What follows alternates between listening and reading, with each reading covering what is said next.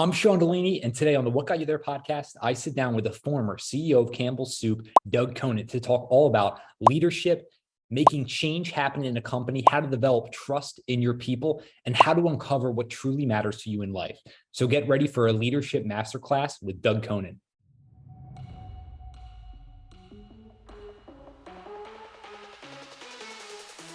What Got You There is a podcast for high achievers looking to learn from the most successful people of all time what their strategies, lessons, and routines are that made them successful. Now it's your journey, so it's time to learn what's going to get you there.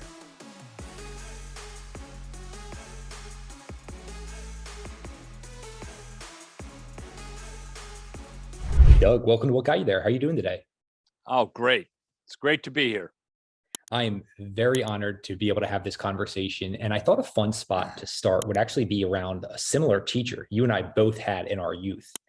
And that teacher is actually a wall and a ball. And you ended up playing tennis. I played the sport of lacrosse, but I spent hundreds, if not thousands of hours with myself, a wall and a ball. And I want to know what this practice for you led to. Well, interestingly, you and I have just met, but every time I do, this will make sense in a minute. I'm going to sort of tell it like my wife would tell it. Every time I take a Myers-Briggs test, I test as an introvert. And I was a very introverted kid growing up and not particularly comfortable with people. And I found that I could interact with a wall and it did just what I wanted it to do. It hit the ball back to me. So I learned the game of tennis hitting against a wall, which was about a block from my home, and then against the garage door when I couldn't get to the wall, and then in the basement of the house, in the unfinished part of the basement, doing half volleys against a wall. And it was, I don't know, it was great therapy for me. I loved it, the repetition. I actually got pretty good. And in the fullness of time, it paid for my college education anyway. And it was a great experience. I actually wrote a blog about several years ago now about 13 life lessons from the game of tennis. And, you know, it all started with that wall. I'm wondering if you could pull out one of those lessons that just comes top of mind for you that you learned from tennis. What would that be? Well, the top line, the power of intention. You don't just get good at something by the seat of your pants. As you talk about your lacrosse experience, you got to work at it. You've got to bring great intentionality if you really want to excel at your craft. And I did that with tennis, and it was a lot of hard work because I wasn't naturally gifted in that way. So if there was one thing I pulled away, it's the power of intentionality. And I've applied that to everything I've done. You still have to be intuitive. You still lead life largely by the seat of your pants. But on the important things, I have found it's awfully important to be intentional. And particularly in leadership, which is what I talk most about now. If you want to be a good leader, you got to really think about what does that mean and how can I do that in a way that raises up others. And so that's the life lesson from tennis that's probably foremost in my thinking. Yeah, Doug, I'm hoping we can even explore this a bit further, thinking about intentionality comboed with persistence over time, right? Like the playing against the wall, that's a habit. So I'm wondering about intentional habits for you and how you cultivated them. Any that have been persistent for decades now? Well, I'm a big believer. There's a wonderful book written called Atomic Habits by James Cleary. And it's basically about the power of small practices that in the fullness of time deliver great compound interest and allow you to really excel at whatever you're doing. My observation is that from a leadership perspective, you have to figure out the leader you want to be. I wrote a whole book on this called The Blueprint. And then you have to take small steps, develop small practices to bring that vision of the best version of yourself as a leader to bring that to life. And in fact, in the blueprint, I have 6 steps, and after you have build your leadership plan, which we may or may not talk about, the first thing I say is, okay, now we have to bring it to life with practices, small practices that begin to signal the kind of leader you want to be. In my case, I at the heart of my leadership philosophy is this notion of honoring people, inspiring trust, and clarifying a higher purpose to my work. Those 3 things mean a lot to me. And then, well, how do I bring that to life? Well, little practices like handwriting thank you notes before there was the internet. I'm old. Handwriting 10 to 20 notes a day to people in our company. At the time, I was CEO of Campbell Soup Company. 10 to 20 notes a day, celebrating their contributions and honoring them in a way where they knew I was paying attention and that their contributions were valued, not just by their immediate boss, but by the CEO of the company who was paying attention. And those silly little thank you notes, 10 to 20 a day. When I retired a decade later, I was being interviewed for a magazine article, and they said, you wrote a lot of notes. How many notes did you write? And I didn't know. So we did the math there, 10 to 20 a day. I did them 6 days a week religiously. And it turned out that I wrote over 30,000 notes handwritten to all the Campbell employees. We only had 20,000 employees. So anywhere around the world in the 38 countries where we had operations, the odds were you had a handwritten note from me thanking you for some specific thing you did that helped advance the interests of Campbell Soup Company. And do you think people started noticing that the CEO was paying attention to all this? And these notes were on everybody's cubicle. Over time, that little practice sort of found its way into the nooks and crannies of how everybody at Campbell operated. They didn't have to write notes, but the important thing was that we were celebrating contributions of significance. We were honoring people. And what I found in the larger organization world, corporately, academically, government, is that organizations tend to become great critical thinking machines. We can find what's wrong and we're going to fix it. But we don't do a very good job of celebrating what's right. And when you were playing lacrosse, the best coaches were celebrating what was being done right while they were course correcting the things that were being done wrong. And I think if you want to be a great coach or a great leader, you've got to see the whole field, not just the places where you're falling short. And that's what I try to do as a leader. And that's how I took this lofty idea of honoring people, inspiring trust, and made it real for people with handwritten thank you notes. Yeah, so that's a practice. No, I'm a huge fan of the language you use there, celebrating contributions of significance. And you're right. The best leaders I've been around, they don't just bring out the negatives. And Sean, you were doing this wrong, you're doing that wrong. They highlight the wins, but they also tack on the practical application. I just think that's so important to remind leaders to do. One of the things I'm actually intrigued about is, how did this practice begin for you? Was there an early note that you wrote and then it just kind of tacked on from there? Well, my mother would take the credit, and she deserves it. She passed away a few years ago, but I spoke at her nursing home, and I became known as a guy who wrote thank you notes because I wrote a lot of them. And I was doing this talk to the staff at her retirement community, and she was invited to come to the offsite, so she came. And I was answering questions about these notes, and she said, and she took all the credit for it, because I wasn't ever allowed to play with my Christmas presents until I'd written all my thank you notes. And back then it was hard to get me to write a thank you note.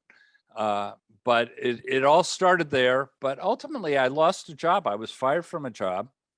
And and my outplacement counselor, because I was introverted, as I referenced earlier, I felt really awkward going out and looking for a job. It was hard for me. He said, "You're going to be a terrible interview." you gotta, how are you? I don't know how you're going to get a job. You've got to come up with a way to show up for people that helps you stand out. And had a bunch of things that we did, one of which was to start writing thank you notes to people. And the way I did it is, if I came to interview at a company in a building, I would get the name of everybody I met there, including the person at the front desk at reception. I would get all the names. I would then have my day of interviews. I would then walk to the coffee shop next door, and I would handwrite a personal thank you note to each person that talked to me, including the person at reception. And I would then walk back over and hand all these notes to the person at reception and say, could you have these delivered today? And it didn't always happen. It might have gone the next day. But first of all, the person at reception had never gotten a thank you note from anybody, other than maybe one of their kids. They'd never gotten one at work. And what do you know? The next time I went back there, boy, did they remember me. Who are you talking to today, Doug? Can I look out for this or that or whatever? I had people cheering for me that when I walked in the building, all because I was paying attention and I wrote thank you notes. That's where it really started in earnest in my work life. I was, how old was I? Maybe 30, 33, 34, something like that. But that's where it started. Oh, that's fantastic. You're going to appreciate this story. So obviously being a tennis fan, Roger Federer, one of the all-time greats. So I read this one time. So I used to be at Nike, and when he would come out to Nike headquarters, there was a story. He was walking out of a building, long day of meetings, things like that. And he's about 300 yards away from the building. And he tells the people he's with, oh, wait, hold on, I got to head back in. He runs back into the building to thank the security guard for holding the door. And so it was just one of those small little things. And they talk about it. He makes these small little connections with people when he doesn't have to. I just thought you'd enjoy that story, being a fellow tennis player. Well, before I wrote The Blueprint, my writing partner and I wrote the book Touch Points, which is all about having powerful leadership, making powerful leadership connections in the smallest of moments. That's how you stand out. That's how you differentiate yourself. You're paying attention to the whole room and in the fullness of time, and you're celebrating contributions, and you can still be incredibly critical. If a mistake's been made, you call people on it, but at the same time, they know it's coming from a place where you care about the whole performance, and you're celebrating what's working as well as dealing with what's not. It's some of my language over the years has evolved into these great leaders tend to be tough-minded on standards and tender-hearted with people. Not one or the other, both. You've got to have high standards. And as a leader, you damn well better understand that you're only as good as the people that are working for and with you. So you're totally dependent on them. And you can't expect them to care about your agenda as an enterprise or as a leader unless they genuinely believe you care about theirs. It's just not sustainable. So this notion of being tough-minded on standards, Roger Federer, highest imaginable standards in tennis, but still a good person and caring person at the same time. You can't beat it. I talk to groups all the time, and it's not unlike parenting in a way. You're not always tough on your kids, and you're not always supportive of them. You bring some balance to it. You make sure they understand the standards, but you also make sure that they know they understand that you have their back and that you're supporting them. Same thing's true in work. I don't believe there's a sustainable, enduring leadership proposition that doesn't cover the both and of that, both tough-minded and tender-hearted. Doug, thinking about being both tough-minded and tender-hearted, Is there amount of a time that has to go into that, right? Like, can a new leader come in day one and build that level of trust with people? Well, I think the beauty about leadership is uh, there's no one way to do it. Mm, You've observed leaders from all walks of life and fields, and they all have different approaches. It tends to be highly situational. It also tends to be the soft stuff. The Roger Federer going back to thank the security guard, or me handwriting the soft stuff.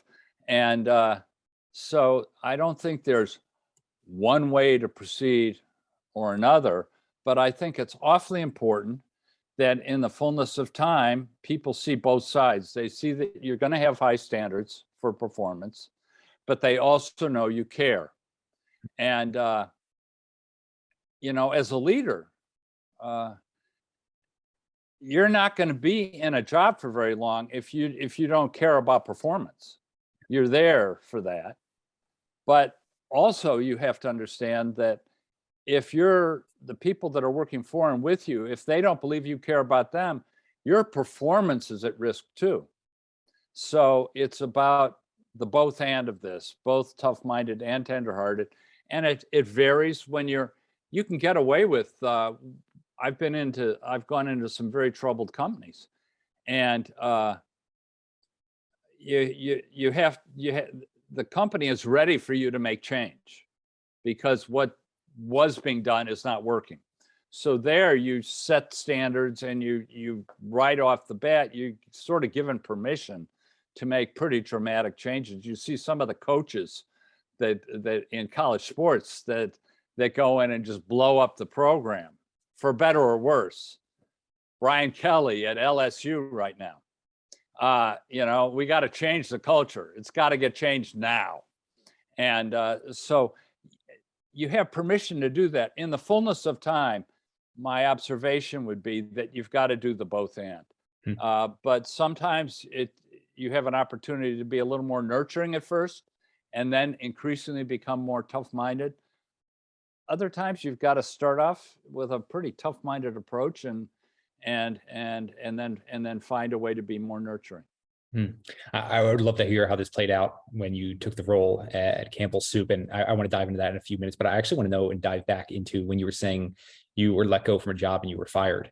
I know this was in your mid-30s. I'm pretty sure around that time. What is that like? I'm just wondering how you handled the stress of that moment. Well, I didn't handle it very well. My wife and I had moved to the Boston area from the Midwest, and we were only there maybe 3 years, and I lost my job in a corporate downsizing, but I was totally unprepared for it. And so I went to the office one day, and the receptionist said, "Larry would like to see you up in the office." I was a director of marketing. He was the senior vice president of marketing. And he couldn't even make eye contact with me when I walked into the room, and he said, "Doug, your job's been eliminated. You need to be out of here by noon." I mean, that's what I heard. That's what it felt like. Yeah. And in no time, the conversation was over. There wasn't anything to talk about. So, and all of a sudden, 9 years of my career was over in a snap. And I had a wife and a newborn son and a 3-year-old son and a large mortgage. And all of a sudden, here we go. What are we going to do? And as I said earlier, I was an introvert. And at that point in my career, I was trying to be a good contributor. I was keeping my head down, but and just doing the work. And obviously, it wasn't good enough. I didn't do anything wrong, but I didn't do enough right. And so it was frightening. So it took me about a year to find a job. I tried to stay in the Boston area because we liked it there and we had relocated there, but couldn't find a job. We ended up moving back to Chicago, and it was a personally devastating experience. I wouldn't wish it on anybody. Now, all that having been said, I said, I'm never going to do that to anybody. Nobody I ever work with is going to have to go through that again. But here is a cautionary tale. That experience did affect a lifetime worth of corporate decisions on how we were going to honor people. And if they weren't getting the job done, we were going to help them find another job in a healthier way. But the cautionary tale is I did the same thing to somebody else 20 years later. And there were extenuating circumstances and all kinds of other things. But upon reflection, I did the same thing to somebody else. So what I learned from that was I had to be vigilant. I had to be aware of this higher calling, this higher sense of responsibility I had to the humanity of my work, not just to the legal, more formal side of my work. At this time, I wasn't a CEO. Was I? Yeah, I was a CEO at the time. So so it's a cautionary tale. You say, I'll never do that to anyone else again. And then lo and behold, you do. And you can't look at yourself in the mirror without thinking, gosh, I could have done that better. Yeah, well, we're absolutely imperfect beings. I'm wondering about you mentioned a word a few minutes ago, just awareness, right? Like this moment, these tough times, these setbacks, they give us better awareness and clarity. And one of the exercises that you did, I'd love if you could expand upon. And that was just the impact of writing your life story during this time where you were let go from your job. Yeah. I think, let's face it, most of us, myself included, sort of lead life by the seat of our pants. We have good intentions, and then we're dealing with whatever the day throws at us. And I think you could sort of get away with that when I started my career. But today, the world is a much more challenging place. My old mentor, Warren Bennis, in 1987, he created the term VUCA world. Yeah. Volatile, uncertain, complex, and ambiguous. And if he thought 1987 was a VUCA world, 2022 is a VUCA world on steroids. And so I don't think you can be an effective leader today if you're doing everything by the seat of your pants, because too much stuff is coming at you and you have to be more intentional. And you say, well, how do I become more intentional? I believe the first thing you do is sort of think about, how do I want to show up? That's the first step in my process, and I call it envision where you want to go. The next step is to be reflective, to reflect on your life story, because I believe ultimately your life story is your leadership story. And we've had a lifetime full of experiences that we tend to just put in the parking lot as we go on with our lives. And there's a lot of rich information in there about people that had a profound influence on you, a grandfather, a coach, maybe a boss. Sadly, it's not too often a boss, but a person of authority or a loved one who, whether you realize it or not, imprinted on you in a way that you want to be like them. You want to be like that grandfather or that coach. You want to, and there are elements to that. So what I challenge people to do is basically write your life story down. My outplacement counselor, when I was fired from my job, he first thing he did was he said, I want you to handwrite your entire life story, handwrite. And which was better for me because I couldn't type very well. And there were no computers then either. I want you to handwrite your life story. And he said, don't leave anything out. Don't leave anything out. Write everything you can think of about your life and your family's life. And so I went back to him 2 weeks later, 50 pages, two-sided, on lined paper, small handwriting, my entire life story. I don't know where that is, which is, I wish I could read it. but I remember writing it. And one of the good things is when you're out of work, you have time to write. So I had plenty of time to write, and I got it all down in 2 weeks. And I was amazed at how much I learned about myself and about my experiences with tennis, and how I learned to compete, and how I learned the power of intention, and the people that my coaches and my grandparents and other family members who had a profound influence on me. I had a rich history, which was really pointing me in a direction, but I wasn't paying attention to it. So the first thing I encourage people to do is figure out the leader you'd like to be. How do you envision that? And the next step is write your life story. What can you learn from that life story? And we go through a process to synthesize it down. And ultimately, you end up with about 10 points that really inform you about how you want to, the direction you want to take to become the best version of yourself based on those life experiences. I think it all starts there. It doesn't end there though, because after you do the life story piece, that's good, but it's not good enough. The next step is to look beyond the four walls of your life at all these people you admire in Roger Federer or other people you saw at Nike. And what appeals to me about how they show up? What speaks to me? And so between your reflection and your study, you develop this sort of inventory of observations that ultimately the next step is help you create a leadership plan.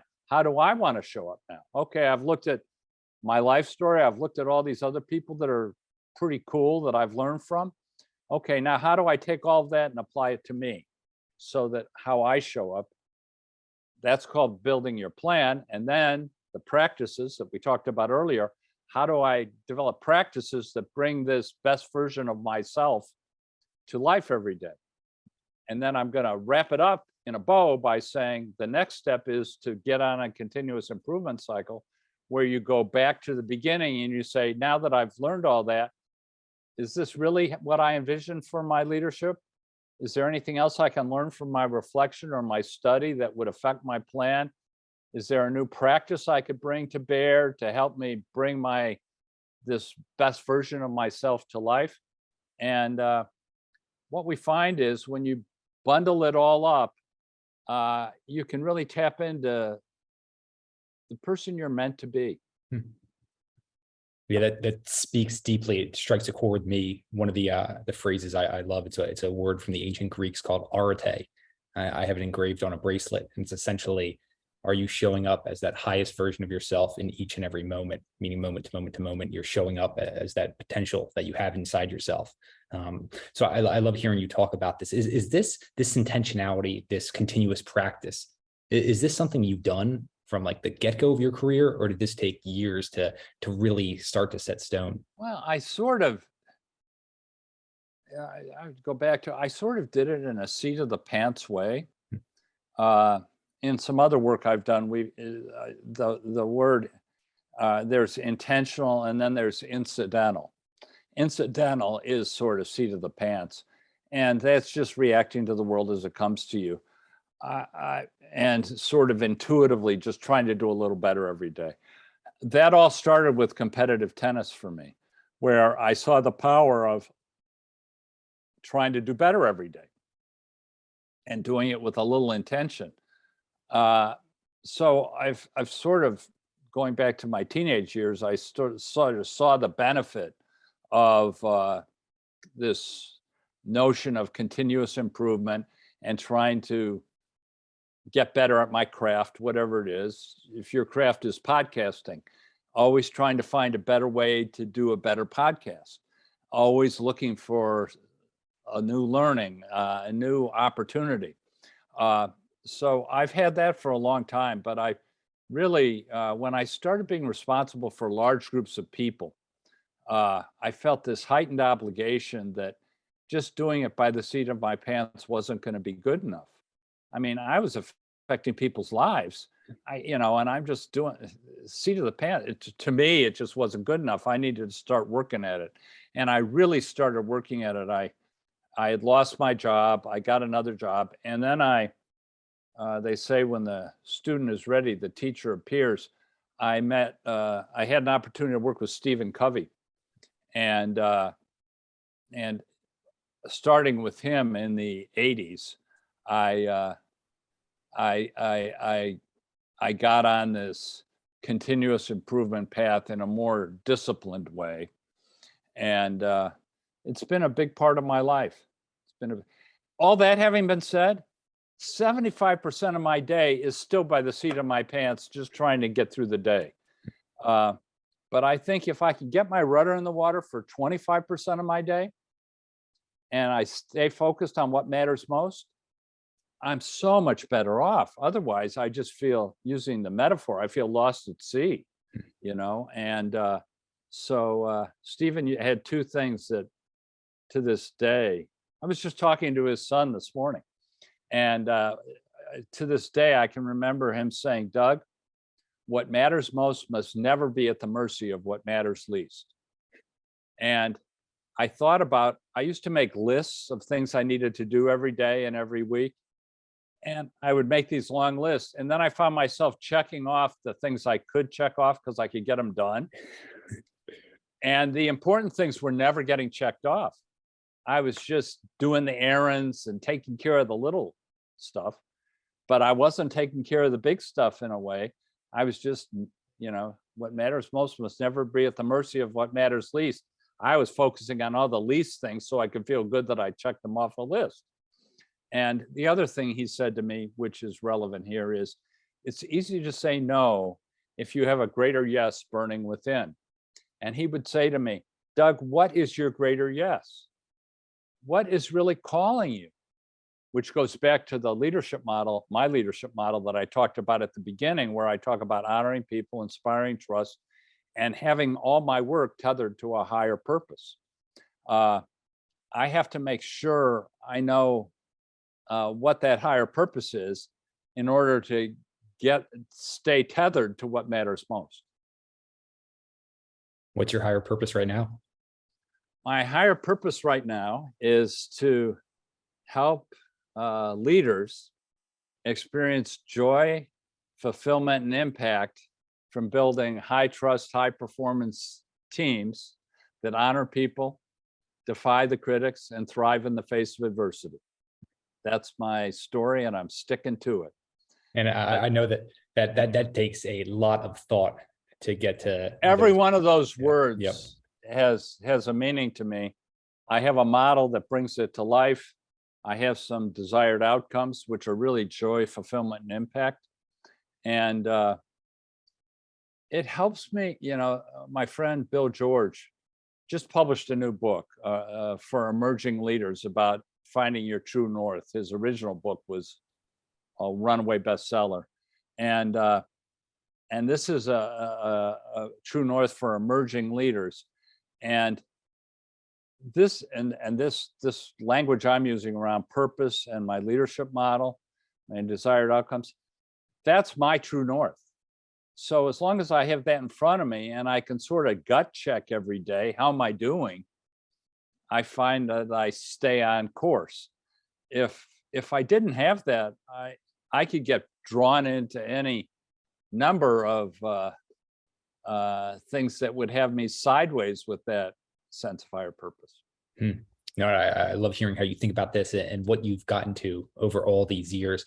One of the things I'd like to explore is just seeing you light up when you talk about some of these people, talking about Stephen Covey, talking about Bill George. It strikes a chord. And I'm just wondering about just the different mentors or models that you've looked to over the years. Who comes to mind? Oh, gosh. Look, this is all about learning and growth. The world is very Darwinian. You either grow or die. And I highly recommend people choose growth. It beats the alternative. And I'm always looking for people I can learn from, even you, Sean. As I told you, I've got to get something new out of you before the end of this broadcast. So I'm always looking for folks. I had a professor at Kellogg Northwestern, Ram Charan, who's now a thought leader in leadership and management. I go out of my way to find people I can learn from. Stephen Covey was one. I've become good friends with Jim Collins from Good to Great. Jim's been a supporter of mine, and Amy Edmondson, who's a professor at Harvard, and Susan Cain, who wrote the book Quiet for introverts. It really spoke to me, and Susan and I have become good friends. So I've built this network of people that I can learn from and grow with, and the list goes on and on and on. Part of the process in the blueprint, and it's probably the most popular part of all the work we do, is we have people create an entourage of excellence. And so they get to create their own entourage. And who would you like to travel with from your past, from your present, or in the future? And we literally have them create this tapestry of who would be in your entourage. And then how do you intentionally build that entourage and tap into it? Who can you learn from? And you don't need to know them. Many of the people in my entourage, I have many people that obviously I would never have met. Gandhi is a big one of mine. Mother Teresa is a part of mine. I mean, I find Mother Teresa absolutely fascinating. In the corporate world, it seems like, well, I don't have a budget for this. I can't go do that. It's not feasible. Well, Mother Teresa had no money, and she had more moral authority than anyone on the planet. So there are people, Gandhi, the same way. He failed at everything. And then he finally became the world leader of immense renown. He was also an introvert. And so I just look out at the world and say, who can I learn from? And it's fun. I'm always fascinated with learning from folks. Teddy Roosevelt was my favorite president, still one of my most favorite presidents. And his language is actually in my purpose. When I talk about defying the critics and thriving in the face of adversity, that's from a speech that he wrote. So it's not the critic who counts, or the man who points out how the poor man stumbled, or where the doer of deeds could have done them better. The credit belongs to the man who is actually in the arena. That's Teddy Roosevelt. That's vintage Teddy Roosevelt. And that's where I want to be. I want to be in the arena. And so I carry that with me. So obviously I can go on and on here, but you get the point. There's one of the gifts we have in this life is all these points of light that we can learn from. And to just get sucked into a pedantic way of life without learning, without growth, we can do better. And if you want to have the responsibility to lead others to higher ground, you have to commit to this path of doing better and learning from the very best. And you can. Anyway, I get off my soapbox. No, Doug, I love this. I mean, obviously, one of the major reasons of this show is to connect with people like yourself, to share the lessons. It's one of the things I love most. You mentioned Roosevelt. I've got Man in the Arena framed in my office, but I love this line. I had a feeling you might bring up Roosevelt because I know how much you appreciate him. And this was after he died. This person named Edith Wharton shared this about Theodore and how he lived. He said he was so alive at all points and so gifted with the rare faculty of living intensely and entirely in every moment as it passed. That was shared in his obituary. And I just love that, the intentionality. Well, he certainly lived with great intensity. I have a home in Washington, D.C., which is 2 doors away from where he first lived when he moved to Washington, D.C. with his cousin on N Street in near DuPont Circle. And he would ride his horse. He was ride his horse to and from this location on DuPont Circle when he was the Assistant Secretary of the Navy, and then he would, when he was president, he would ride the horse from the White House over to see his nephews and nieces over there. So yeah, I'm a big Teddy Roosevelt fan. Doug, one of the things you've mentioned again and again is just your introversion. And I'm assuming a lot of the people who aren't too familiar with your backstory are wondering, how did this guy who says he's extremely introverted, got laid off from a job in his mid-30s, become the CEO of Campbell Soup Company? And I'm wondering if you can just talk about like that specific moment in time, how you actually became hired as CEO there. Well, I have a friend that, Myers-Briggs is what defines introverts. What are you actually, what are you on Myers-Briggs? I'm an INTJ. Yeah, likewise. But that's a simplified version. It's actually a 144 box matrix. It's not just 8 boxes. And so this is a complex thing. But a friend basically said, look, Doug, a way to think about this introversion is, do you get more energy from being by yourself or being with others? And if you get energy from being with others, you're tending towards extroversion. If you get energy by being by yourself, you're drifting towards introversion. And all this reading and all this study I do, that's where I derive the most joy. By myself, reading, studying, learning, observing, but not in the middle. I'm not very rarely trying to be the life of the party. At Campbell, when I got the job, it was I had been president of Nabisco Foods for 5 years, and we were just in the process of being acquired, and we had the best 5-year run of any food company in the world while I was there. So I had performance metrics that said, this is a guy you probably are going to want to talk to. He's going to be a CEO someday. And so it just happened that I had credentials to be considered. And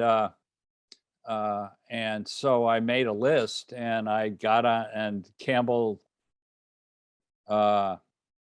recruited me. But I was, again, I'm not a good interviewer for a job. This is different. But so the first time I went to interview with the Campbell board, they had 7 people at a restaurant, and we had one table. We took over the restaurant. We had one table in New York, and as soon as one person would ask me a question, I'd start to answer it, and then I'd get another question. I felt like I was in front of a firing squad, and it was sort of overwhelming to an introvert. And I thought, well, God, I blew that, afterwards, the disaster. And then I got a call back a day later saying, Doug, that went great. We'd like to do it again. And I'm thinking, well, you may want to do it again. I don't want to do it again that way. And I said, do I need to meet with her? Yeah, everybody wants to meet. Okay, so we did it again. And I thought, well, how could I do this in a way that would work for me? And so I got a group of friends together. There were 3 or 4 of us. And we worked over the weekend, and we tore apart all the publicly available data on the Campbell Soup Company. And we did a situation assessment. We built a plan. We created a revitalization framework for the Campbell Soup Company. And after doing all that work, we did a piece on me and how I could be the person that could help steer the ship through the troubled waters.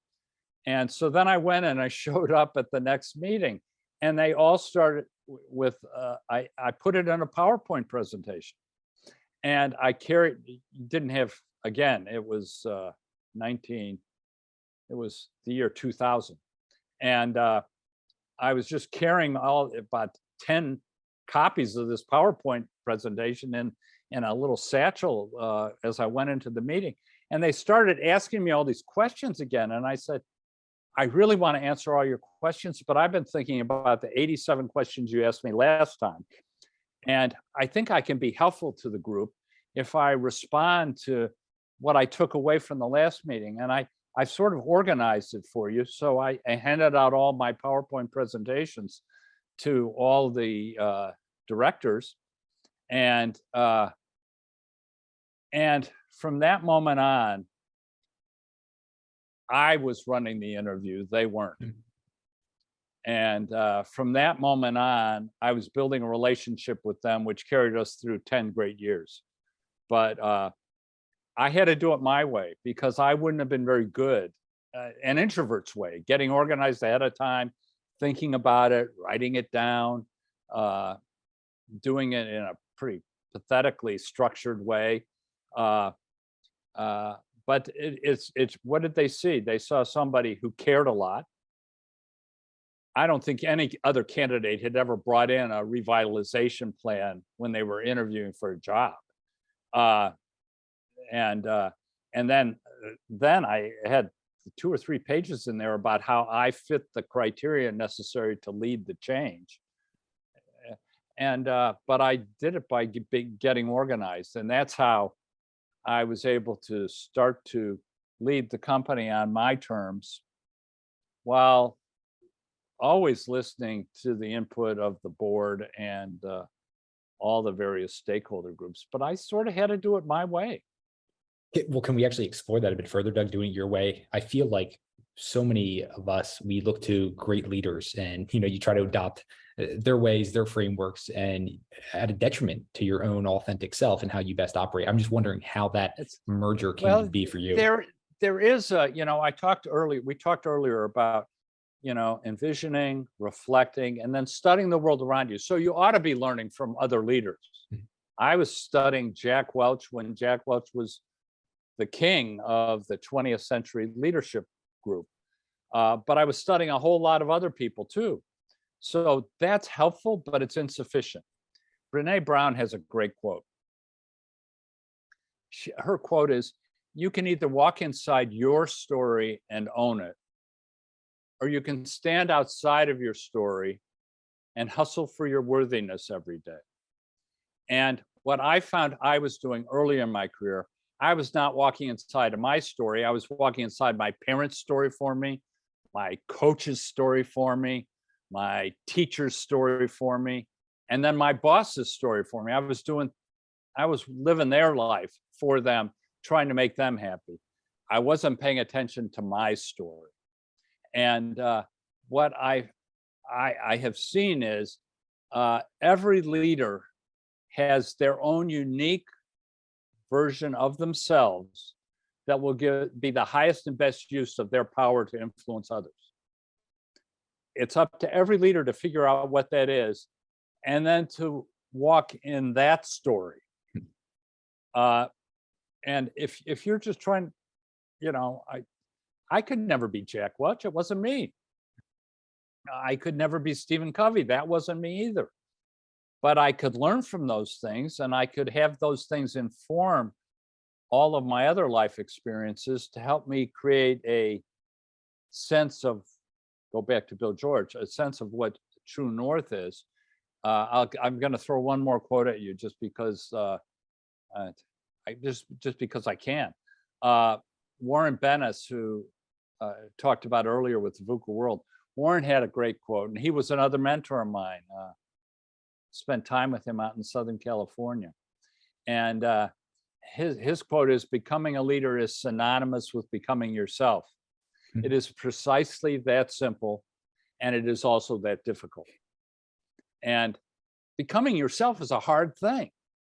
But gosh, you only got one life to live. You ought to work at it. I can't think of a higher or better use of your time than becoming yourself and doing it in a way that can help lift the lives of the people around you. You've mentioned Warren multiple times. I've read a tremendous number of his books, studied him a lot. You were so fortunate to get to spend some time with him before he passed. Anything else, just lasting impressions that Warren Bennis left you with? Well, the first book I ever read by Warren's, it wasn't his first book he ever wrote, was leading people is like herding cats. And the title just hit me.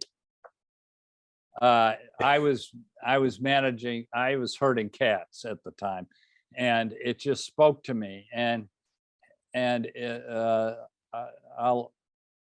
that's what I remember. Ultimately, my first book was published in the Warren Bennis collection of books, and he consulted on it. And he was a remarkably insightful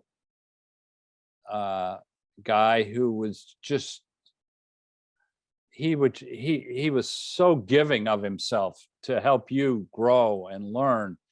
And I was fascinated by him because here's a guy, the only guy I ever talked to, who was friends with Ira Maslow, who would tell me about the conversations he had with Maslow about his hierarchy. This is stuff that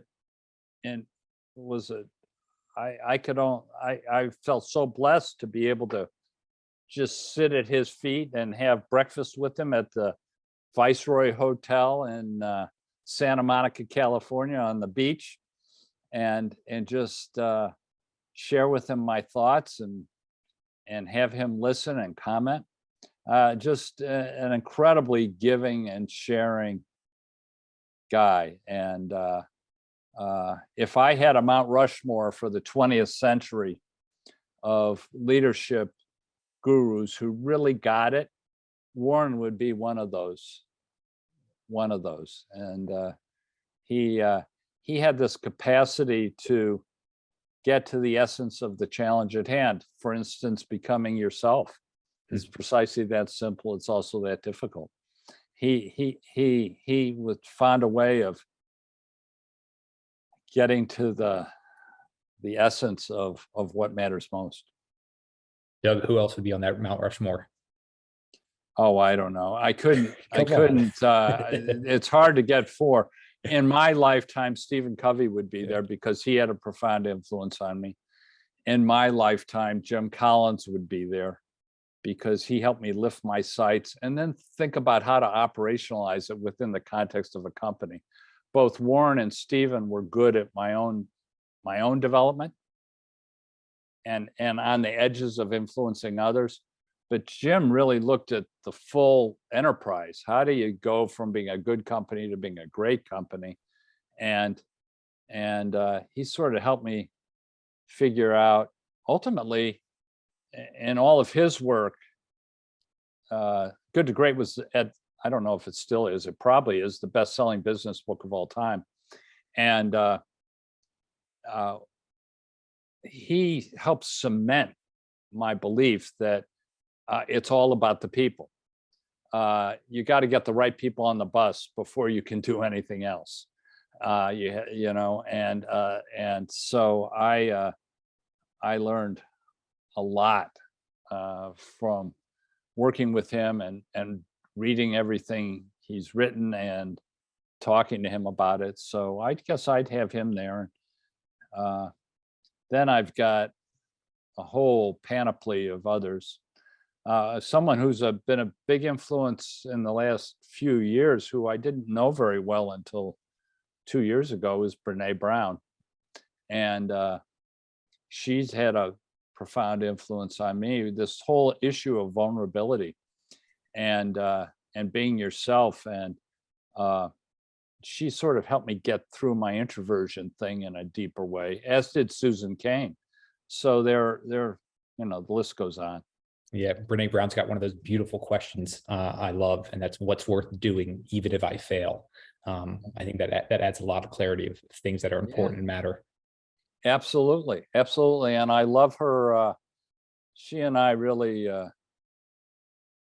we're on the same page on a lot of things. I think that what I admire about her is, and what's important to this conversation, she's a very courageous woman. And, you know, and there's a Maya Angelou quote that she says, the most important trait anyone can have is the trait of courage, because without courage, you can't develop any other trait with consistency. And and as I was talking to her, we were talking about this, and I sort of had this mini epiphany that, leaders were having trouble being courageous. And in the face of all the pandemic-laced chaos that was going on. And the epiphany to me is it's hard for them to have the courage of their convictions if they don't really know what their convictions are. Mm-hmm. And that's because we've got a group of leaders, by and large, who are leading life by the seat of their pants. And they don't really know what their convictions are. So it's hard to react to things if you're not sure where you stand on things. So this notion of having the courage of your convictions. Brene has the courage of her convictions. She's thought about it. She's anchored herself in what matters most to her. And she has a point of view. And I love that. And it's battle tested. And I think more leaders need to be more of a student of their craft and have a point of view that's anchored in study and reflection, and not just seat of the pants thinking. Well, Doug, now this has me really interested. The early days when you first joined Campbell, just thinking about some of the things you just mentioned, right? Like business is all about the people, the courage you need as a leader, the clarity, the intentionality, so you're not flying by the seat of your pants. So when you joined Campbell, a little chaotic scenario going on there.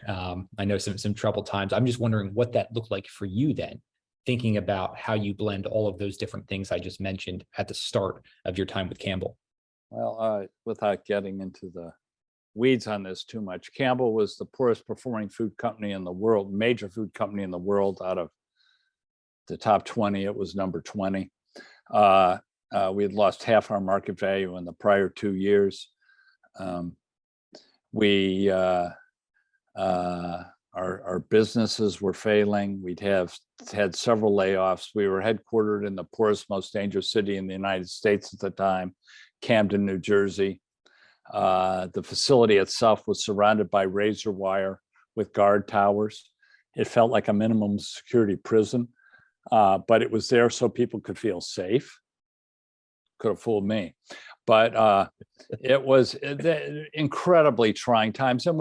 And the leading food analysts were comparing us to a Buggy Whip, an old economy canned soup company, same products we were selling 100 years earlier in a decaying part of the East Coast. And you really entered a great scenario there, huh, Doug? No hope. Well, success is a low base, and we had a low base. But I think what you have to do as a leader when you go into a situation like that, you have to declare yourself.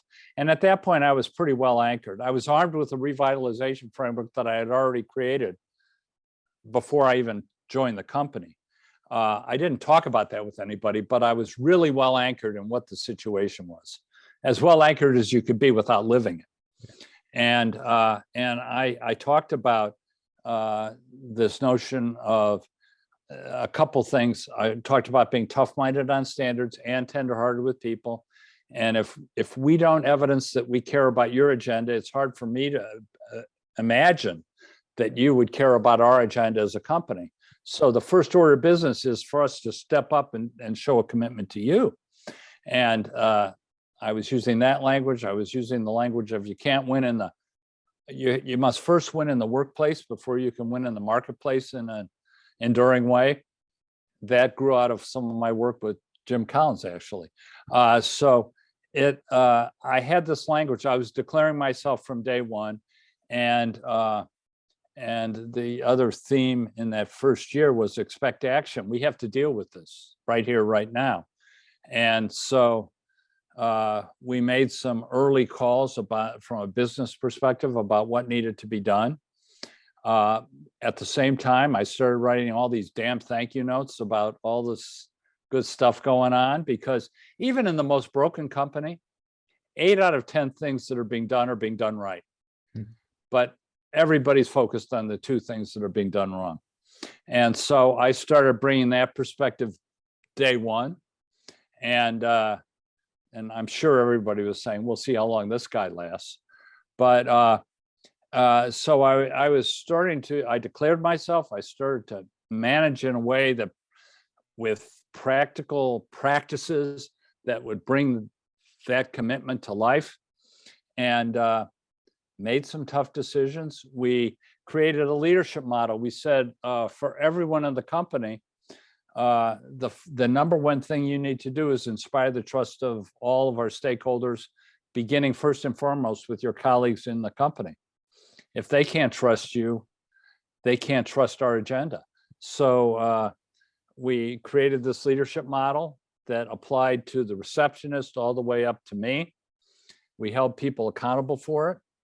And inspiring trust was the number one thing. The sixth thing out of this wheel was producing extraordinary results.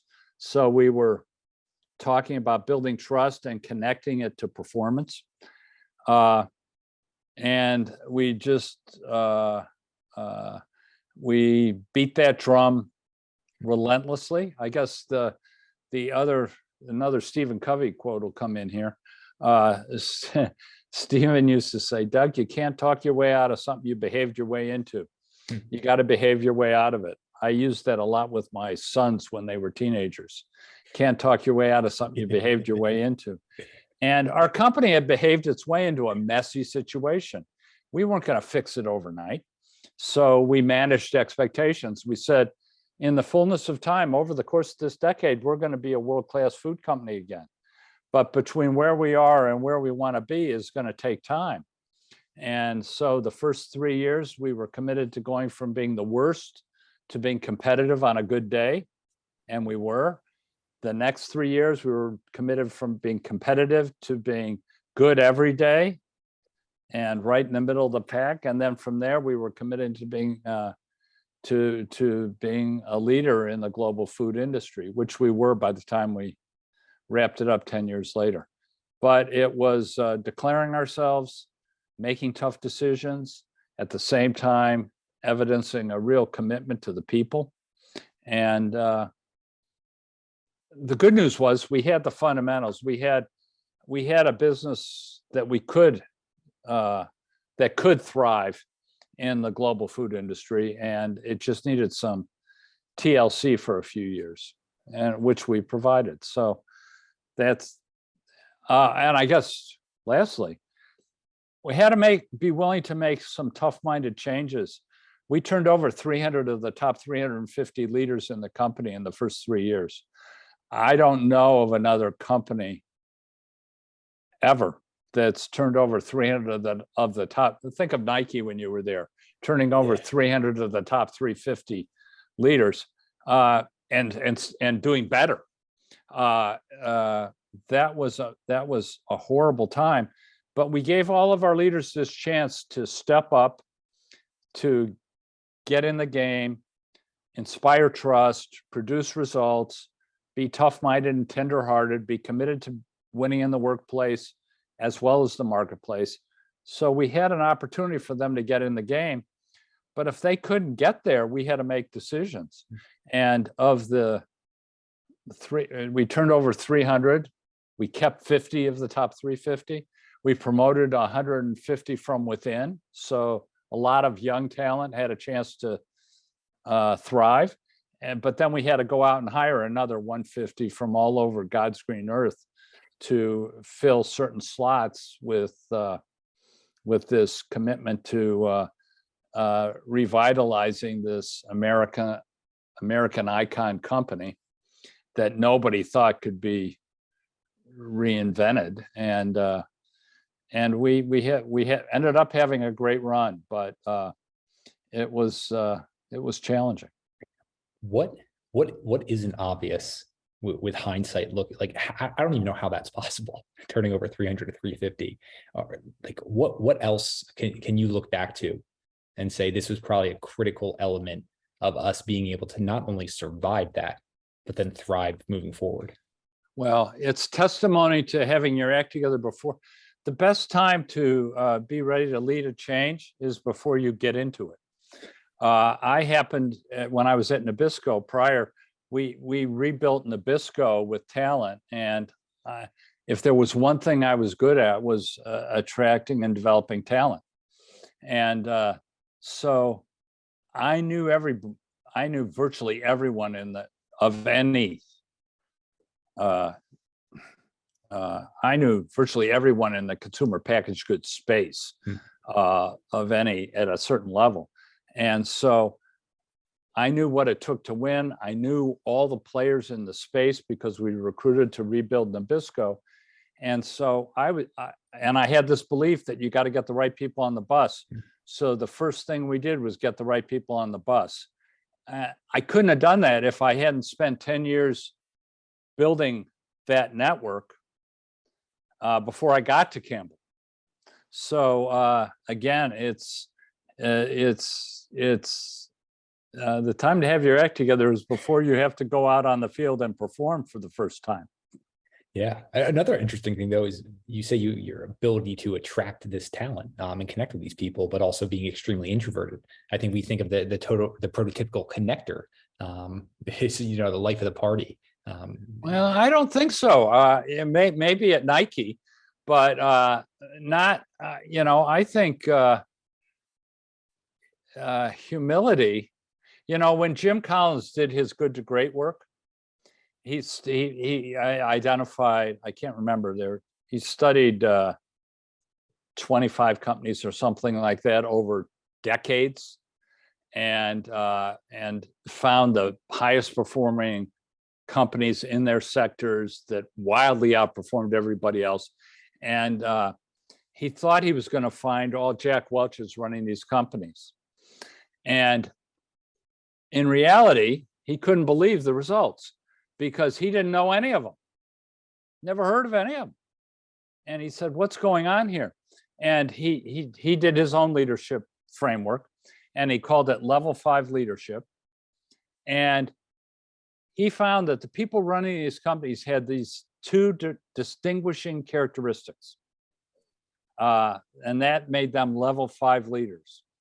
And the two distinguishing characteristics were humility and fierce resolve. They never wanted to be the smartest person in the room.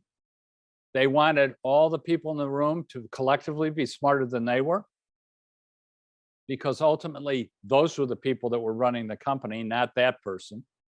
And they needed to have this fierce resolve to see the game all the way through. And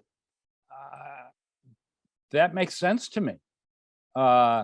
It's not about these iconic, all the people we like to celebrate on social media, the Richard Bransons and the Elon Musks and the, that's a way to do it. We'll see. Not a lot of people would follow them.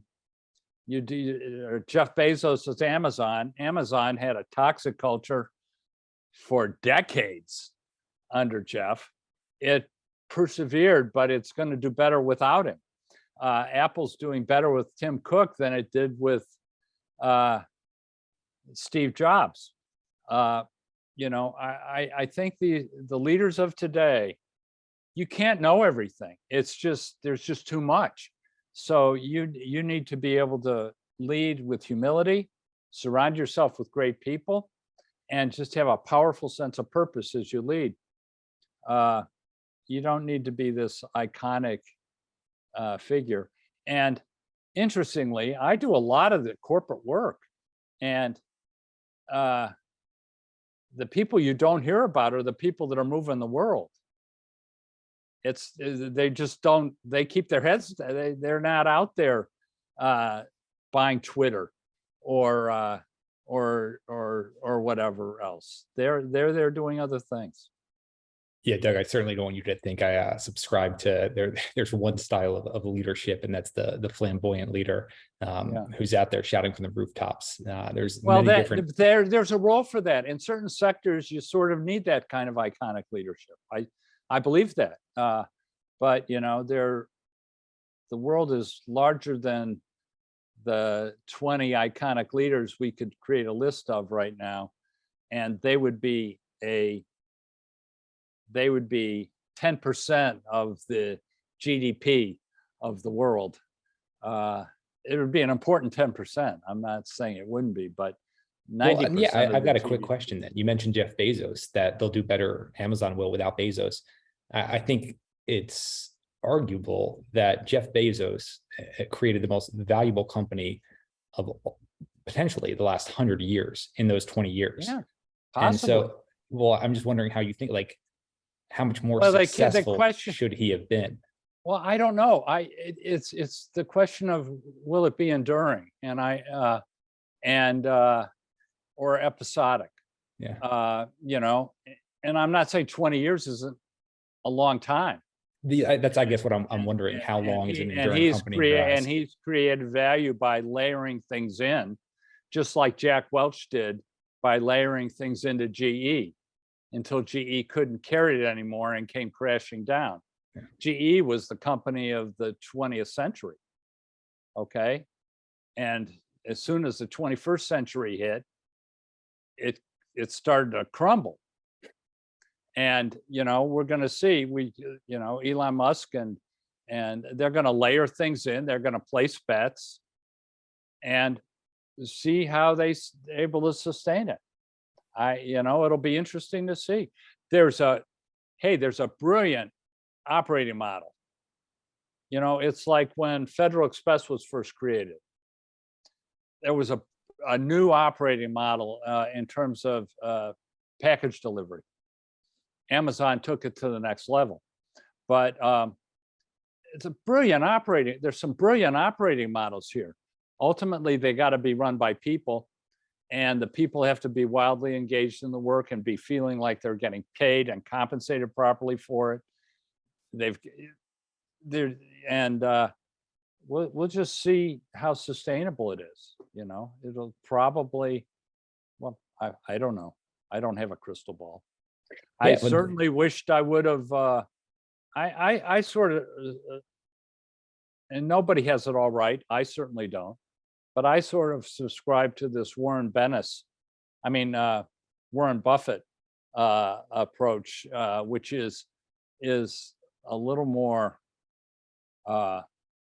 balanced and not reaching for the brass ring time and time again and layering in more and more risk into the equation.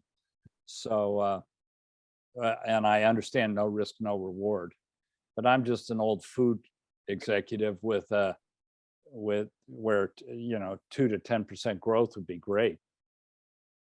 well, one of the things, Doug, that makes me think of creative destruction, continually learning, continuing to evolve, continuing to get better, to push your own limits there, your own potential, and seeing what you're really capable of. It's one of the things I appreciate what you've been able to do, that I've been able to learn from.